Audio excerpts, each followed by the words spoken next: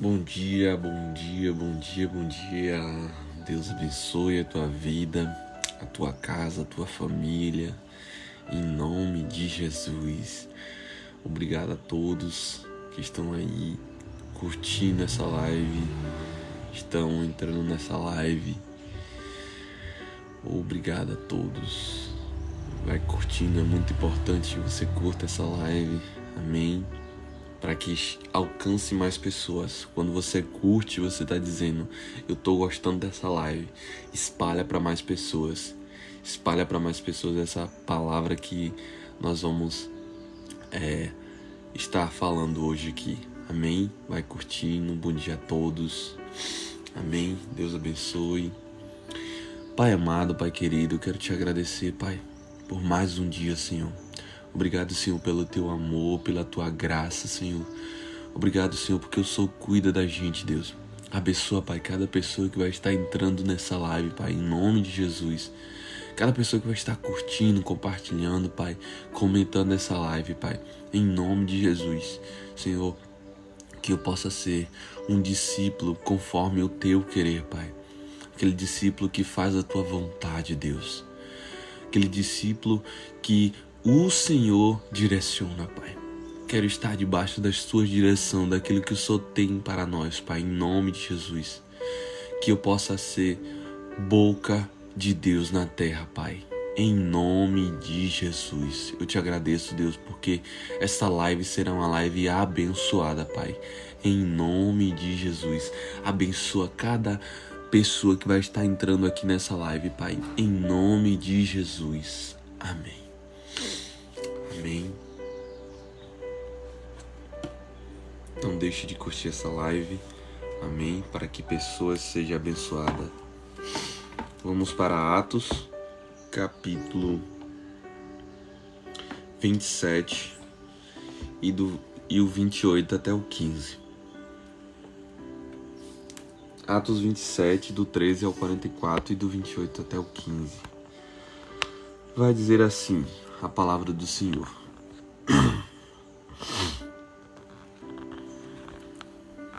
E soprando o sul brandamente, lhes pareceu terem já o que desejavam, e fazendo-se de vela foram de muito perto, costeando Creta.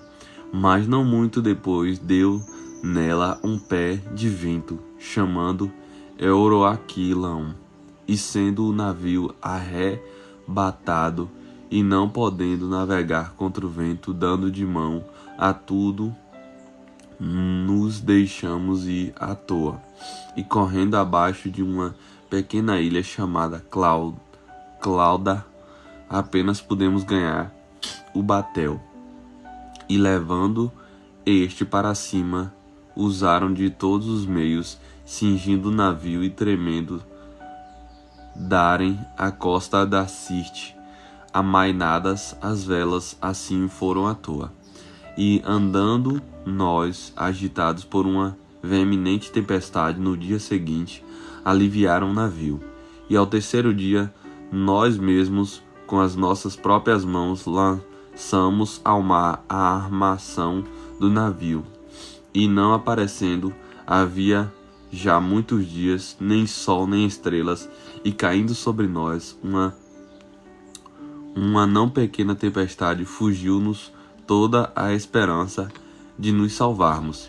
E havendo já muito que não se comia, então Paulo, pondo-se em pé no meio deles, disse: Fora, na verdade, razoável, ó senhores, ter-me ouvido a mim e não partir de Creta, e assim evitariam este incômodo e esta perda. Mas agora vos admoesto, e que tenhais bons ânimos, porque não se perderá a vida de nenhum de vós, mas somente o navio. Porque esta mesma noite o anjo de Deus, de quem eu sou e a quem sirvo, esteve comigo, dizendo: Paulo, não temais, importa que sejais apresentado a César, e eis que Deus te deu todos quantos navegam contigo. Portanto, os senhores tende bom ânimo, porque creio em Deus que há de acontecer assim como a mim me foi dito. E contudo, necessário, irmãos, dá numa ilha, e quando chegou a 14ª noite, sendo impelidos de um outro lado do mar, Adriático,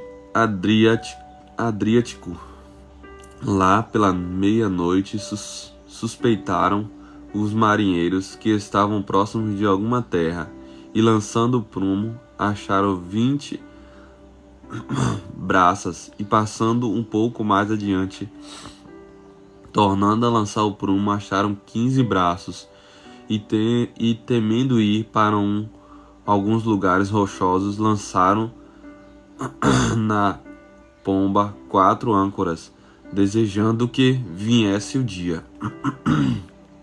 Procurando, porém, os marinheiros fugir do navio, e tendo já deitado o batel ao mar, como que querendo lançar as âncoras pela proa, disse Paulo ao centurião e aos soldados: se estes não ficarem no navio, não podereis salvar-nos. Só um momento. Paramos no 32, próximo 32.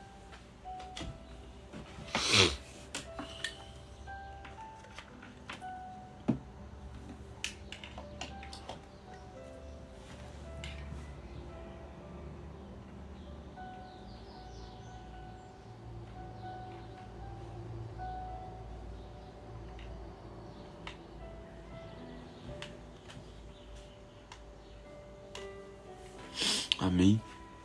32 vai dizer assim: então os soldados cortaram os cabos do batel e o deixaram cair. E entretanto que o dia vinha, Paulo exortava a todos os que comessem alguma coisa, dizendo: é já hoje o 14º dia que esperais e permaneceis sem comer, não havendo provado nada. Portanto, exortai-vos a que comais alguma coisa, pois é para a vossa saúde, porque sem nenhum cabelo cairá da cabeça de qualquer de vós. E havendo dito isto, tomou o pão, deu graças a Deus na presença de todos, e, partindo-os, começou a comer.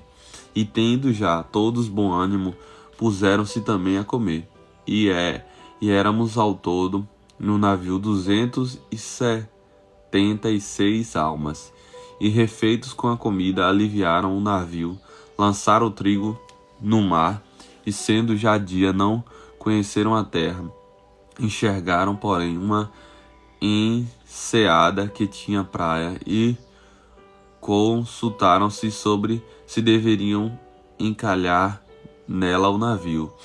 E levando as âncoras, deixaram-no ir ao mar, largando também as amarras do leme, e alcançando a vela maior ao vento, dirigiram-se para a praia. Dando, porém, um lugar de 2 mares, encalharam ali o navio, e fixa a proa ficou imóvel para a polpa abrir-se com a força das ondas. Então a ideia dos soldados foi que matassem os presos para que nenhum fugisse, escapando a nado. Mas o centurião, querendo salvar a Paulo, lhe estorvou este intento, e mandou que os que pudessem nadar se lançassem primeiro ao mar e se salvassem em terra, e os demais, uns em tábuas e outros em coisas do navio. Assim aconteceu que todos chegaram à terra a salvo. Glória a Deus. Assim como Paulo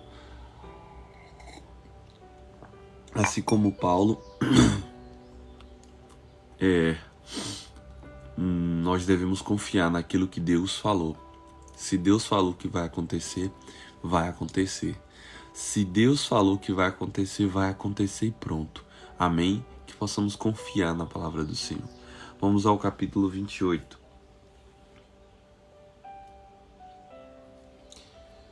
Do 1 ao 15. Atos 28. E havendo escapado, Então souberam que a ilha se chamava Malta, e os bárbaros usaram conosco de não poupar humanidade, porque acendendo uma grande fogueira nos recolheram a todos por causa da chuva que caía e por causa do frio. E havendo Paulo ajuntado uma quantidade de vídeos e pondos no fogo, uma víbora, fugindo do calor, lhe acometeu a mão. E os bárbaros, vendo-lhe a víbora pendurada na mão, diziam uns aos outros: certamente este homem é homicida, visto como escapado do mar, a justiça não deixa viver. Mas, sacudindo ele a víbora no fogo, não sofreu nenhum mal. E eles esperavam que viesse a inchar ou a cair morto de repente. Mas tendo esperado já muito e vendo que nenhum incômodo lhes sobrevinha, mudando de parecer, diziam que era um deus. E ali, próximo daquele lugar, havia algumas herdades que pertenciam ao principal da ilha.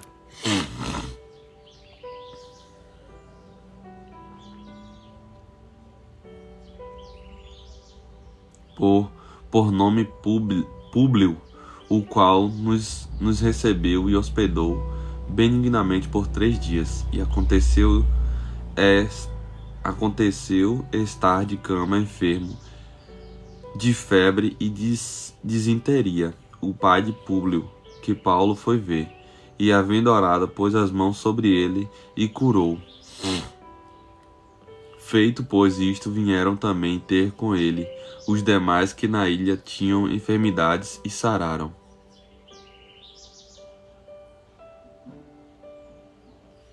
Os quais nos dirigiram-se também com muitas honras e, havendo de navegar, nos proveram nas coisas necessárias. E 3 meses depois partimos num navio de Alexandria, que invernaram na ilha, o qual tinha por insígnia Castor e Pólux.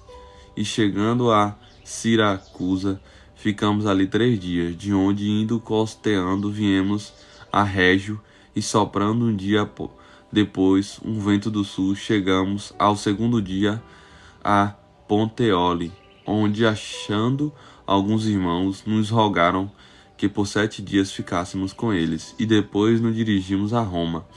E de lá, ouvindo os irmãos novas de nós, nos saíram ao encontro à praça de Ápio, e as três vendas, e Paulo, vendo-os, deu graças a Deus, e tomou ânimo. Aleluia. Glória a Deus. Amém. Vamos para 1 Samuel, capítulo 3 ao 5. Se merece.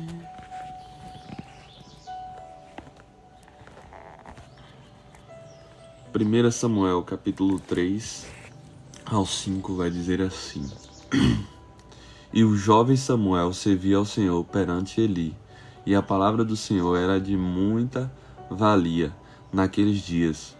Não havia visão manifesta. E sucedeu naquele dia que, estando Eli deitado no seu lugar, e os seus olhos começavam a escurecer-se, pois não podia ver, e estando também Samuel já deitado, antes que a lâmpada de Deus se apague no templo do Senhor, onde estava a arca de Deus, o Senhor chamou a Samuel e disse: Eis-me aqui. E correu a Eli e disse: Eis-me aqui, porque tu me chamastes. Mas ele disse: Não te chamei eu, torna a deitar-te. E foi e se deitou. E o Senhor tornou a chamar outra vez Samuel. E Samuel se levantou e foi a Eli e disse: Eis-me aqui, porque tu me chamastes. Mas ele disse: Não te chamei eu, filho meu, torna a deitar-te. Porém, Samuel ainda não conhecia ao Senhor. e ainda não lhe tinha sido manifestada a palavra do Senhor. O Senhor, pois, tornou a chamar a Samuel terceira vez, e ele se levantou e foi a Eli, e disse: Eis-me aqui, porque tu me chamaste. Então entendeu Eli que o Senhor chamava o jovem. Por isso, Eli disse a Samuel: Vai, deita-te.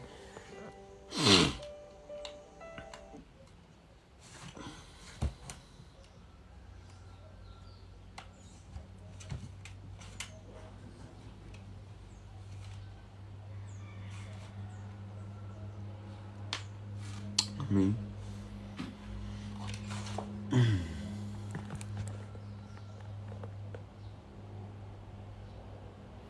Por isso disse Eli a Samuel: Vai, deita-te, e se te chamar, dirás: Fala, Senhor, porque o teu servo ouve.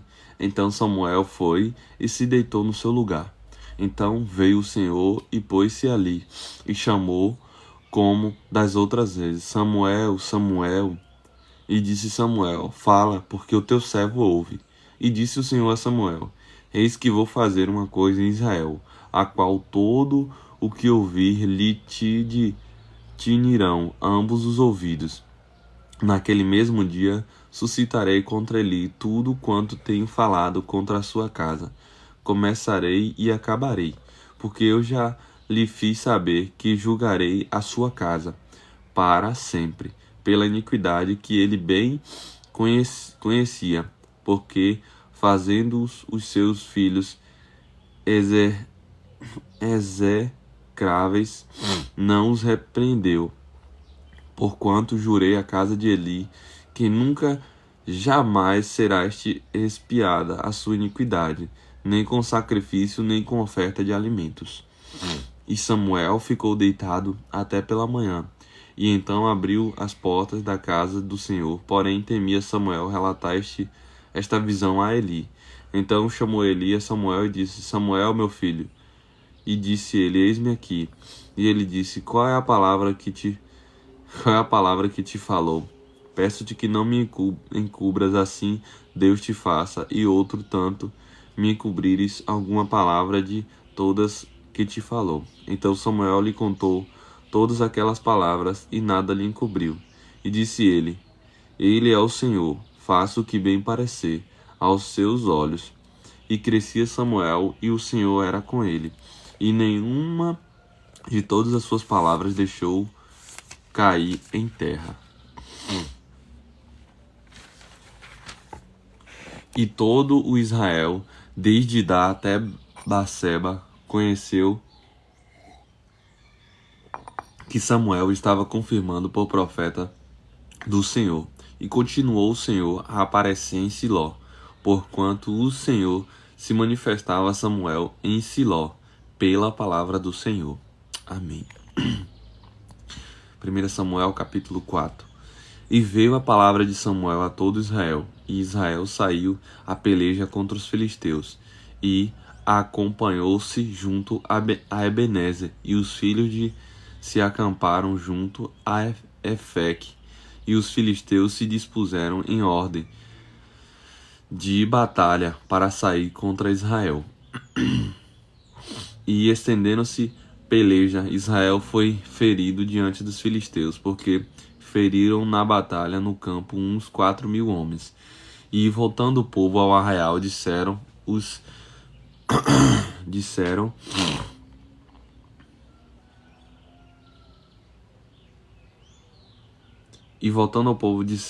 anciões de Israel: Por que nos feriu o Senhor hoje diante dos filisteus?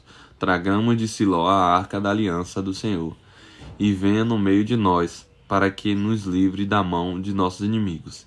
Enviou, pois, o povo a Siló, e trouxeram de lá a arca da aliança do Senhor dos exércitos, que habita entre os querubins. E os 2 filhos de Eli, Ofni e Finéias, estavam ali com a arca da aliança de Deus. E sucedeu que, vindo a arca da aliança do Senhor ao arraial, todo Israel gritou com grande júbilo, até que a terra estremeceu. E os filisteus ouviram a voz de júbilo e disseram: Que voz de grande júbilo é esta no arraial dos hebreus? Então souberam que a arca do Senhor era vinda ao arraial. Por isso os filisteus se atemorizaram, porque diziam: Deus veio ao arraial. E diziam mais: ai de nós, tal nunca jamais sucedeu antes. Ai de nós, quem nos livrará da mão desses grandiosos deuses? Estes são os deuses que feriram aos egípcios com todas as pragas junto ao deserto. Esforçai-vos e sede homens, ó filisteus, para que porventura não venhais a servir aos hebreus, como eles serviram a vós. Sede, pois, homens, e pelejai. Então pelejaram os filisteus a Israel, e Israel foi ferido, fugindo cada um para a sua tenda. E foi grande o estrago, que caíram em Israel 30.000 homens de pé. E foi tomada a arca de Deus, e os 2 filhos de Eli, Ofni e Finéas, morreram. Então correu da batalha um homem de Benjamim, e chegou ao mesmo dia a Siló, e trazia as vestes rotas e terra sobre a cabeça. E chegando ele, eis que Eli estava sentado numa cadeira, olhando para o caminho, porquanto o seu coração estava tremendo pela arca de Deus. Entrando, pois, aquele homem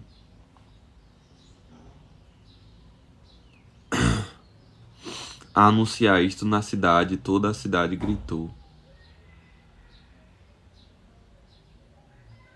E Eli, ouvindo os gritos, disse: Que alvoroço é esse? Então chegou aquele homem apressadamente e veio e anunciou a Eli. E era Eli da idade de 98 anos, e estava os seus olhos tão escurecidos que já não podia ver. E disse aquele homem a Eli: Eu sou o que venho da batalha, porque eu fugi hoje da batalha. E disse ele: Que coisa sucedeu, filho meu? Então respondeu que trazia as notícias, e disse: Israel fugiu de diante dos filisteus, e houve também grande matança entre o povo. E além disso, também teus 2 filhos, Ofni e Finéias, morreu, e a arca de Deus foi tomada. E sucedeu que, fazendo ele menção da arca de Deus, Eli caiu da cadeira para trás da porta e quebrou-lhes o pescoço e morreu, porquanto o homem era velho e pesado, e tinha ele julgado Israel 40 anos. E estando sua nora, a mulher de Finéias, grávida e próxima ao parto, e ouvindo estas notícias de que a arca de Deus era tomada e que seu sogro e seu marido morreram, encurvou-se e deu à luz, porquanto as dores se sobrevinham. E ao tempo em que ia morrendo, disseram às mulheres que estavam com ela: Não temais, pois desde a luz a um filho. Ela, porém, não respondeu nem fez caso disso, e chamou ao menino Icabode, dizendo: De Israel se foi a glória, porque a arca de Deus foi tomada, e por causa do seu sogro e de seu marido. E disse: De Israel a glória é levada, presa, pois é tomada a arca de Deus. Misericórdia. Os filisteus tomaram por desobediência a Deus. A desobediência leva a perca de batalhas, a tudo de ruim. Tudo de ruim é através da desobediência. Então não desobedeça aquilo que Deus tem para você. Não desobedeça a palavra do Senhor. Amém? Capítulo 5 de 1 Samuel. Os filisteus, pois, tomaram a arca de Deus e a trouxeram de Ebenezer hasta Asdod. Tomaram os filisteus a arca de Deus e as colocaram na casa de Dagom, e a puseram junto a Dagom. E levantaram-se, porém, de madrugada no dia seguinte, os de Asdod, e eis que Dagom estava caído com o rosto em terra, diante da arca do Senhor. E tomaram a Dagom e tornaram a pô-lo no seu lugar. E levantando-se de madrugada, no dia seguinte pela manhã, eis que Dagom jazia caído com o rosto em terra, diante da arca do Senhor. E a cabeça de Dagom e ambos as palmas das suas mãos estavam cortadas sobre o limiar. Somente o tronco ficou a Dagom. Por isso nem o sacerdote de Dagom, nem nenhum de todos os que entraram na casa de Dagom pisaram o limiar de Dagom em Asdod, até ao dia de hoje. Porém a mão do Senhor se agravou sobre os de Asdod, e os assolou, e os feriu com hemorroidas em Asdod e os seus termos. Vendo então os homens de Asdod que assim foi, disseram: Não fique conosco a arca, só Deus de Israel, do Deus de Israel, pois a mão é dura sobre nós e sobre Dagom, nosso Deus. Por isso enviaram mensageiros e congregaram a si todos os príncipes dos filisteus e disseram: Que faremos nós à arca de Deus de Israel?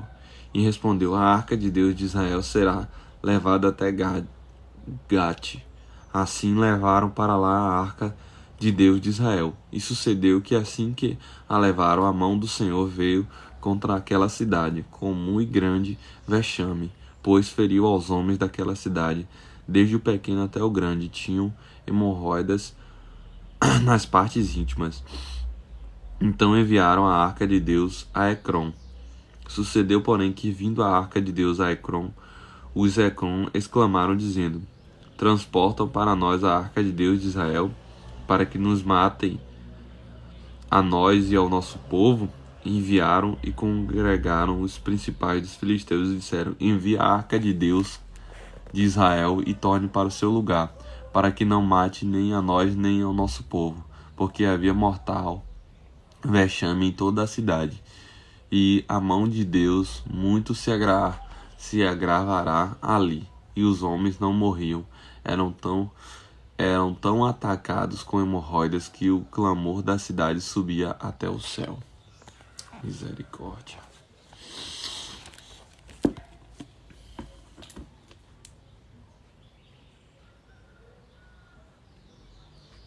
Amém. Salmos 51 e 52.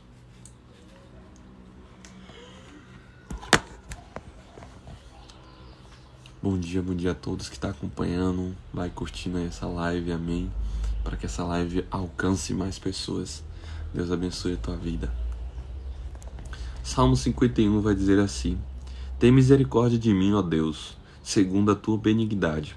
Apaga as minhas transgressões segundo a multidão das tuas misericórdias. Lava-me completamente da minha iniquidade e purifica-me do meu pecado, porque eu conheço as minhas transgressões e o meu pecado está sempre diante de mim. Contra ti somente pequei e fiz o que é mal à tua vista, para que sejais justificado quando falares e puro quando julgares. E eis que em iniquidade fui formado, e em pecado me concebeu minha mãe. E eis que amas a verdade no íntimo e no oculto, me fazes conhecer a sabedoria. Purifica-me com isopor e ficarei puro. Lava-me e ficarei mais branco do que a neve. Faz-me ouvir júbilo e alegria, para que gozem os ossos que tu quebrastes. Esconde-me a tua face dos meus pecados e apaga todas as minhas iniquidades. Cria em mim, ó Deus, um coração puro e renova em mim um espírito reto. Não me lances fora da tua presença e não me retires de mim o teu Espírito Santo. Torna a dar-me a alegria da tua salvação e sustenta-me com o espírito voluntário. Então ensinarei aos transgressores os teus caminhos, e os teus pecadores a ti se converterão. Livra-me dos teus crimes, dos crimes de sangue. Livra-me dos crimes de sangue, ó Deus, Deus da minha salvação, e a minha língua louvará altamente a tua justiça. Abre, Senhor, os meus lábios, e a minha boca entoará o teu louvor, pois não desejas sacrifícios, senão eu a daria. Tu te deleitais em holocausto. Os sacrifícios para Deus são um espírito quebrantado, a um coração quebrantado e contrito. Não despreza, ó Deus. Faze, ó bem, a Sião, segundo a tua vontade. Edifica os muros de Jerusalém. Então te agradarás dos sacrifícios de justiça, dos holocaustos e das ofertas queimadas. Então se oferecerão novilhos sobre o teu altar. Glória a Deus. Salmo 52 vai dizer assim: Por que te glorias na malícia, ó homem poderoso? Pois a bondade de Deus permanece continuamente. A tua língua intenta o mal, como uma navalha amolada, traçando enganos. Tu amarás mais o mal do que o bem, e a mentira mais do que o falar a retidão. Amarás todas as palavras devoradoras, ó língua fraudulenta. Também Deus te destruirá para sempre. Arrebentar-te-á e arrancar-te-á da tua habitação, e desregar-te-á da terra dos viventes. E os justos o verão e temerão, e se rirão dele, dizendo: Eis que o homem não pôs em Deus a sua fortaleza, antes confundiu na abundância das suas riquezas, e se fortaleceu na sua maldade. Mas eu sou como a oliveira verde na casa de Deus. Confio na misericórdia de Deus para sempre, eternamente. Para sempre te louvarei, porque tu o fizestes, e esperarei no teu nome, porque é bom diante de teus santos.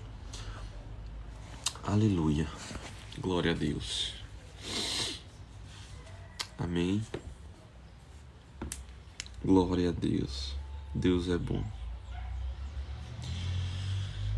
Grande é o Senhor e muito digno de louvor. Na cidade do nosso Deus, teu santo monte, a alegria de toda a terra.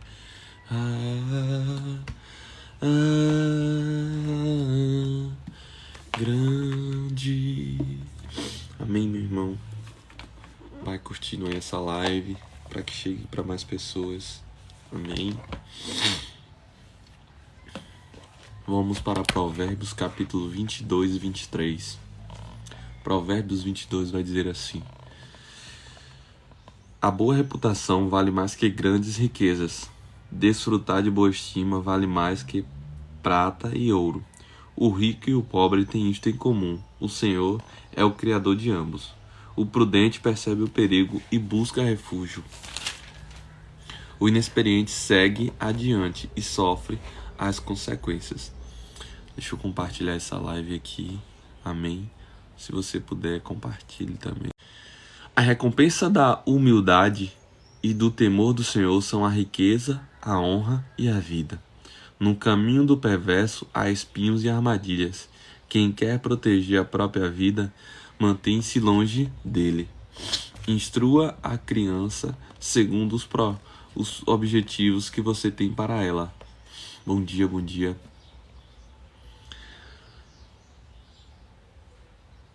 E mesmo com o passar dos anos, não se desviará deles. O rico domina sobre o pobre. Quem toma emprestado é escravo de quem empresta. Quem semeia a injustiça colhe a maldade. O castigo da sua arrogância será completo. Quem é generoso será abençoado, pois reparte o seu pão com o pobre. Quando se manda embora o zombador, a briga acaba. Cessam as contendas e os insultos. Quem ama a sinceridade de coração se expressa com elegância.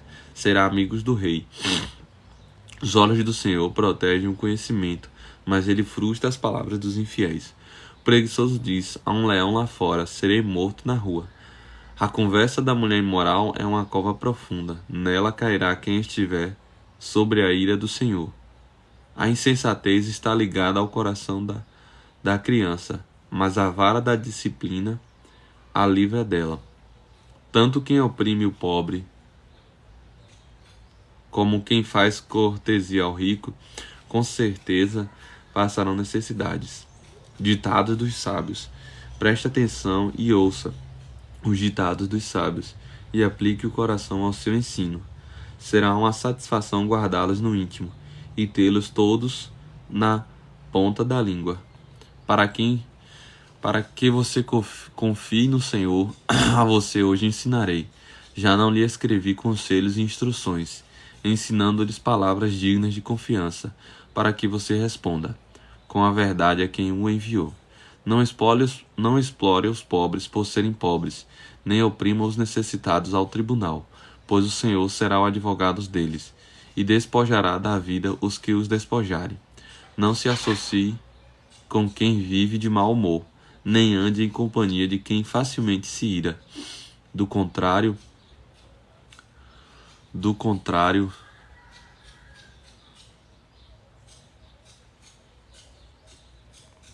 se tornarão fiadores de dívidas. Se você não tem como pagá-las, por que correr o risco de perder até a cama em que dorme?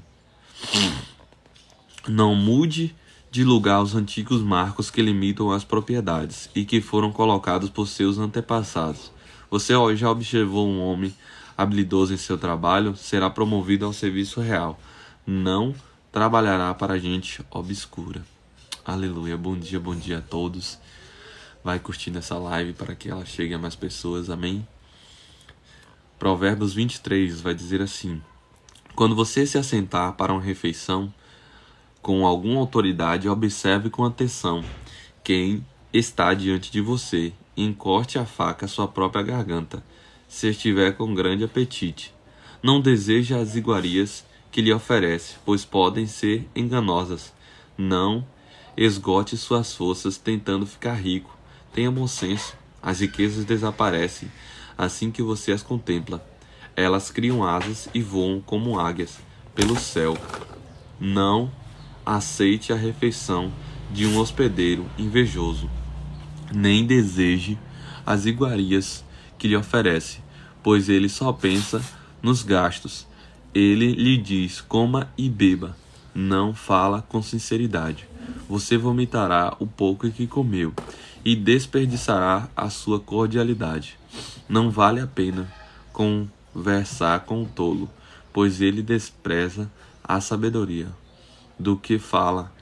Não mude de lugar os antigos marcos de propriedade, nem invada as terras dos órfãos, pois aquele que defende os direitos deles é forte. Ele lutará contra você para defendê-los. Dedique a disciplina ao seu coração e os seus ouvidos, as palavras que dão conhecimento. Não evite disciplinar a criança. Se você a castigar com a vara, ela não morrerá. Castigue a você mesmo com a vara, e assim a livrará da sepultura. Meu filho, se o seu coração for sábio, o meu coração se alegrará. Sentirei grande alegria quando os seus lábios falarem com retidão. Não inveje os pecadores em seu coração.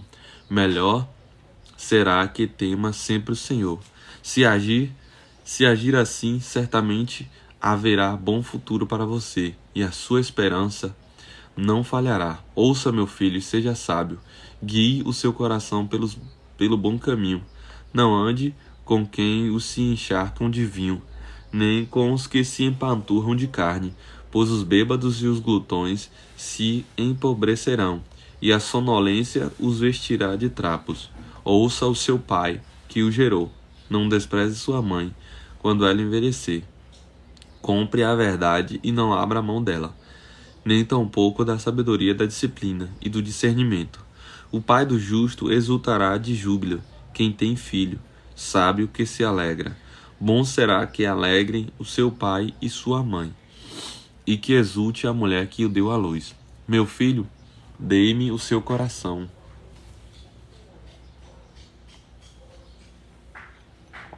Mantenha os seus olhos em meus caminhos, pois a prostituta é uma cova profunda, e a mulher pervertida é um poço estreito. Como o assaltante, ele fica de tocaia, e multiplica entre os homens os infiéis. De quem são os ais?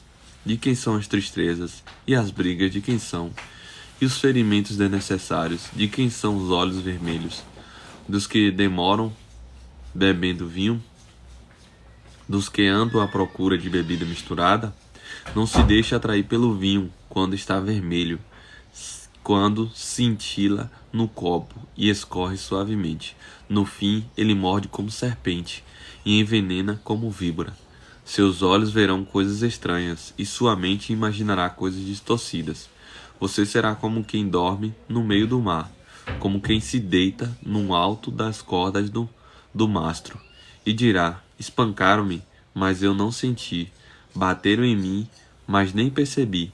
Quando acordarei, para que possa beber mais uma vez. Amém? Glória a Deus. Se afaste da companhia daquelas pessoas que não agradam ao Senhor, aquelas pessoas que vivem uma vida que não agrada nem um pouco ao Senhor. Cuidado com essas companhias que não agradam ao Senhor, as companhias que só fazem o mal, que só buscam as coisas do mundo. Tome cuidado. Princípios da batalha espiritual. Isso é uma batalha interna e diária na vida de todos os crentes em Jesus, porque a carne milita contra o espírito e o espírito contra a carne, porque são opostos entre si, para que não façais o que porventura seja do vosso querer. Amém? A luta contra a nossa própria carne tem como objetivo batalhar contra a prática do pecado e da iniquidade, anomia, transgressão da lei, abrindo espaço para o aprofundamento do relacionamento com Deus, que é Espírito. João 4:24. As obras da carne sempre vão produzir o pecado. Palavra que em sua raiz grega, amartano, pode significar errar o alvo. Olha só. Viver na prática do pecado é primeiramente desobedecer a Deus e se rebelar contra a santidade moral, se desviando do alvo do seu propósito para nós e se afastando de experimentar a sua vida, o que produz condenação de morte eterna. Como afirma Wayne Gruden,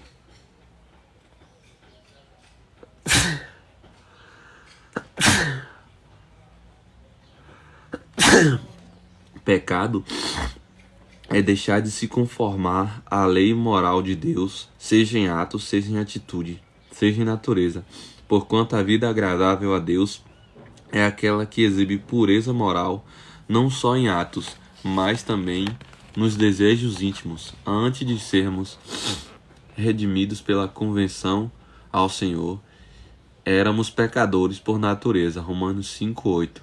Mas agora que somos nova criação, somos pessoas espirituais, Gálatas 6:1, que estão lutando diariamente contra a obra da carne, ou seja, o pecado que trabalha para nos afastar de Deus. Nós devemos lutar contra a corrupção da carne, porque ela sempre trabalhará para nos influenciar a praticar todo tipo de obras que ofendem a santidade do nome do Senhor em nossas vidas, exatamente como proclama o poeta Tiago Arais em sua música Guerra. Dentro de mim uma guerra é travada entre a morte e a vida. Dentro de mim o bem e o mal, o falso e o real. Aleluia. Ora, as obras da carne são conhecidas e são prostituição, impureza, lascívia, idolatria, feitiçarias, inimizades, porfias, ciúmes, iras, discórdias, dissensões, facções, invejas, bebedices, glutonarias e coisas semelhantes. E a respeito dos quais eu vos declaro, como já outrora vos preveni, que não herdarão o reino de Deus os que tais praticam. Gálatas 5:19-21. Então, quem pratica essas coisas não herdarão o reino de Deus. Infelizmente.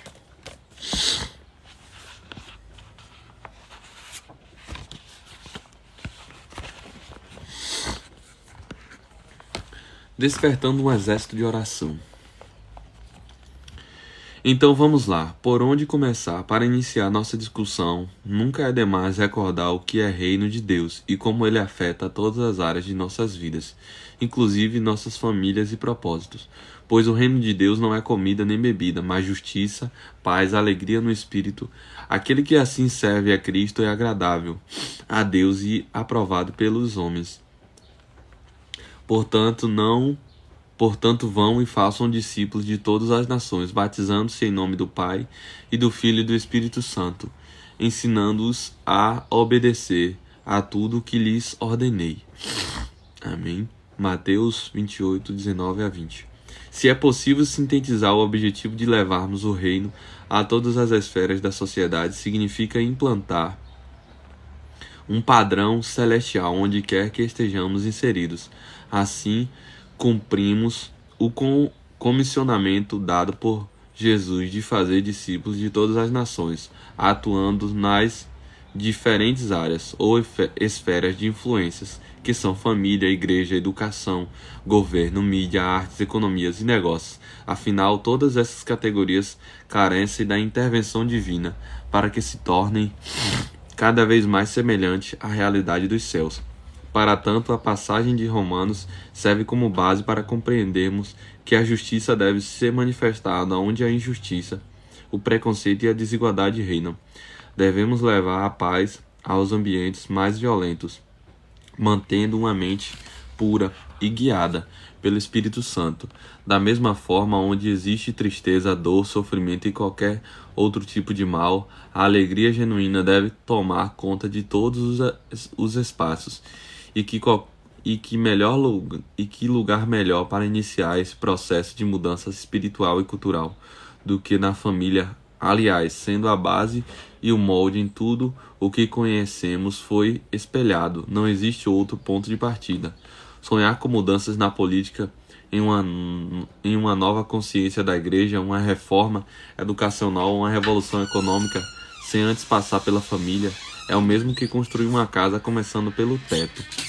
Você pode fazer um belo telhado no chão, com os melhores materiais que encontra, mas e depois? Como irá erguer aquela estrutura e ainda sustentá-la sem vigas ou paredes?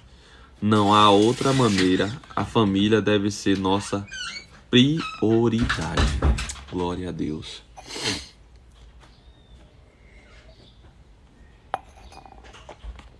Pensando dessa forma, percebemos como essa instituição essencial perdeu seu lugar de relevância e referência na vida de muitos. Posso dizer ainda que esse não é um problema recente, mas algo que já era alertado desde o tempo dos apóstolos. Paulo, em sua primeira carta a Timóteo, depois de dar alguns conselhos sobre o comportamento de um presbítero exemplar, faz um sério questionamento. Pois se alguém não sabe governar sua própria família, como poderá cuidar da igreja de Deus? Está lá em 1 Timóteo 3, 5. Olha só. Então, nós devemos primeiro cuidar da nossa família, não devemos reclamar da nossa família, por mais que grandes coisas venham à nossa família, é porque Deus está trabalhando primeiro na nossa vida, na nossa família, na nossa base, está fortificando, fortalecendo a nossa família. Então, por isso que as orações também, primeiramente, tem que ser pela nossa família. Nós devemos orar por nossas famílias sempre. Sempre, sempre, sempre. A base da nossa oração tem que ser a família. Tem que ser a família. Amém? Encare a oração pela família como uma mentalidade de guerra, pois essa batalha é travada todos os dias e diz respeito àqueles que mais amamos. Então, essa batalha aqui, ó, eu faço todos os dias. E sabe, eu faço todos os dias e muitas vezes, sabe o que o inimigo tenta colocar na nossa mente? Ainda o diabo sempre trabalha com a palavra do Senhor. Pode ter certeza que ele vai colocar algumas coisas só que distorcida. Porque como a base é a família, muitas vezes vem um pensamento: nossa, todo dia tu ora pela tua família antes de tu dormir. Aí a palavra do Senhor vai dizer: não useis de vã repetições. Aí veio essa palavra, né? poxa, será que eu tô repetindo? Eu disse, não, tá repreendido. Eu tenho que orar por minha família todos os dias mesmo. Todos os dias antes de eu dormir. Eu não consigo dormir sem não orar pela minha família. O Espírito Santo não me deixa dormir. Não me deixa dormir sem orar. Por mais que seja assim, rápido, sabe? Entregamos só a vida deles. Mas o Espírito Santo não me deixa dormir. Devemos levar a paz aos ambientes mais violentos, mantendo a mente pura e guiada pelo Espírito Santo. Então devemos ser guiados pelo Espírito Santo sempre, sempre. Ser guiados pelo Espírito Santo. Ser tocado por tua glória é o meu desejo, é o que eu mais quero, Deus. Aleluia, glória a Deus. Amém. Vamos estar encerrando essa live. Que Deus abençoe a todos que acompanharam aqui. Amém. Obrigado, Senhor, por mais essa live, Deus. Obrigado, Senhor, por mais um dia. Obrigado, Senhor, pelo teu amor, Pai. Obrigado, Senhor. Abençoa essa semana que está se iniciando. Se iniciou ontem, no domingo. Que o Senhor venha abençoar cada semana de cada pessoa que entrou aqui nesta live, Pai, que vai ver essa live, Pai, em nome de Jesus, Pai.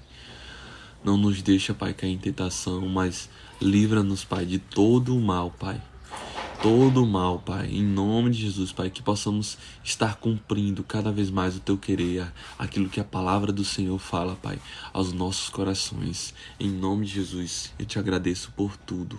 Amém. Obrigado a todos. Deus abençoe.